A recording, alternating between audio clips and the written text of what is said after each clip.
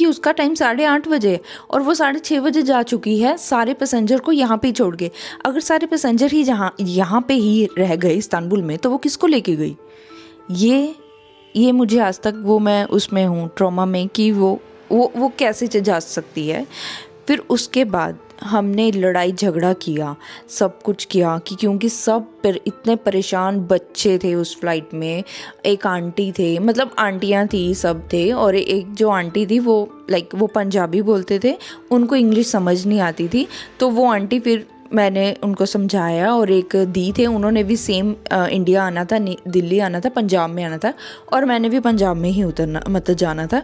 इसलिए फिर हम तीनों मतलब एक ग्रुप हो गए, जिसने जाना था उसका एक ग्रुप हो गया, ठीक है। तो वो हम 3 लोग हो गए।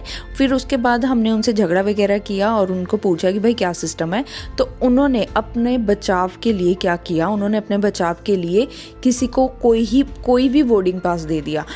आप कि जैसे आप काठमांडू चले जाओ, आप दुबई चले जाओ, आप नेपाल चले जाओ, मतलब कहीं भी चले जाओ, कोई भी बोर्डिंग पास दे दिया कि आपको वहाँ जाओ और वहाँ जाके आपको दिल्ली का बोर्डिंग पास मिल जाएगा, फिर आप दिल्ली उतर जाना। ऐसा। और हम सब शॉक्ड कि ये क्या कर रहे हैं। फिर उसके बाद हमने वो नहीं लिया, हमने कहा कि हमें ये नहीं चाहिए, मुझे सेम फ़्लाइट चाहिए। और हम तीनों ने कहा, और भी लोग थे, उन्होंने कहा कि हमें ये सब नहीं चाहिए, हमें सेम फ़्लाइट चाहिए, हमें सेम दिल्ली जाना है, हमने कहीं और नहीं जाना है।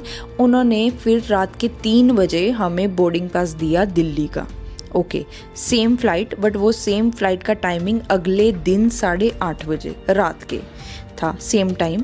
और फिर उसके बाद हमने जब ये पूछा कि ठीक है, आपने अभी हमने बोर्डिंग पास दे दिया, बट अभी हम क्या करें, मतलब हमारे पास पूरा दिन है, अभी हम कहाँ रहेंगे, अभी ये बच्चे कहाँ रहेंगे। जो मेरे साथ एक आंटी थे, बुज़ुर्ग आंटी थे, और वो बीमार हो गए आंटी, और उनको कोई लेना देना नहीं है, कोई रिस्पॉन्सिबिलिटी नहीं है। और जब भी हम कुछ पूछ रहे हैं तो वो बस ऐसे मुंह हिला के कि हमें नहीं पता है, और वो बस ऐसे रिएक्शन दे के हमें जा रहे हैं, और हमें कुछ समझ नहीं आ रहा है कि हम क्या करें।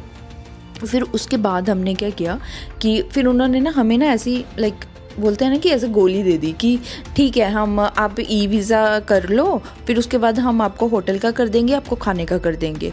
फिर हमने बोला, पहले तो हम ये बोल रहे थे कि हमने ई वीज़ा भी हम क्यों करें, आप करके दो ना, आपकी रिस्पॉन्सिबिलिटी है, ठीक है। तो उन्होंने कहा नहीं, ई वीज़ा तो आपको ही करना पड़ेगा। फिर ठीक है, फिर हमने ई वीज़ा किया, उसके ऊपर पैसा लगाए, ई वीज़ा करके फिर उसके बाद ना करते, ठीक है, यहाँ चले जाओ, बाहर एयरपोर्ट के चले जाओ, उसके बाद आपको वहाँ पर कोई होटल डेस्क समथिंग कुछ मिलेगा, वहाँ पर आप बात करो, वो आपको अकोमोडेशन देंगे, वो आपको सब कुछ देंगे। हम ठीक है, हम चले गए, एयरपोर्ट से बाहर चले गए, ऐसे तैसे करके। मेरे वहाँ पे भी प्रॉब्लम आई, ई वीज़ा में भी इतनी प्रॉब्लम आई।